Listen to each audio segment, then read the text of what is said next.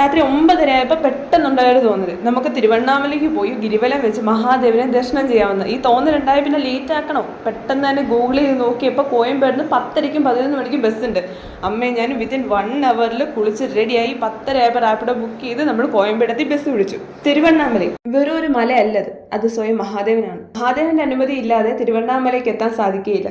പണ്ട് മഹാവിഷ്ണുവിൻ്റെയും ബ്രഹ്മാവിൻ്റെയും നടുക്ക് ഒരു തർക്കം, ഇവരിൽ ആരാണ് സുപ്പീരിയർ എന്നുള്ളത്.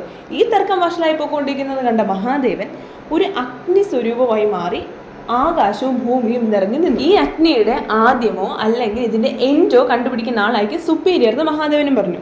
മഹാവിഷ്ണു ഒരു വരാഹമൂർത്തിയായി താഴേക്കും ബ്രഹ്മാവ് ഹംസായി മുകളിലേക്കും കുതിച്ചു. കുറേ ദൂരം സഞ്ചരിച്ച നാരായണന് മനസ്സിലായി ഇത് മഹാദേവൻ തന്നെയാണെന്നും ഇതിന്റെ എൻഡ് നമുക്ക് കണ്ടുപിടിക്കാൻ പറ്റില്ലെന്നും.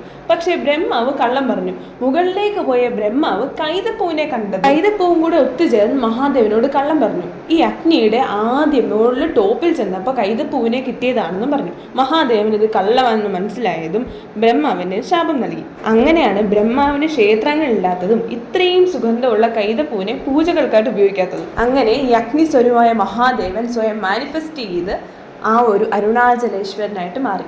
ഏറ്റവും പ്രധാനമായുള്ള പഞ്ചഭൂതലിംഗങ്ങളിൽ അഗ്നിലിംഗമായിട്ടാണ് തിരുവണ്ണാമല അറിയപ്പെടുന്നത്. മഹാദേവന് ആദ്യം ഗിരിപ്രദക്ഷിണം ചെയ്തത് ദേവിയമ്മയാണ്. പാർവതി ദേവിയാണ് ആദ്യമായിട്ട് ഇവിടെ ഗിരിവലം വെക്കുന്നത്.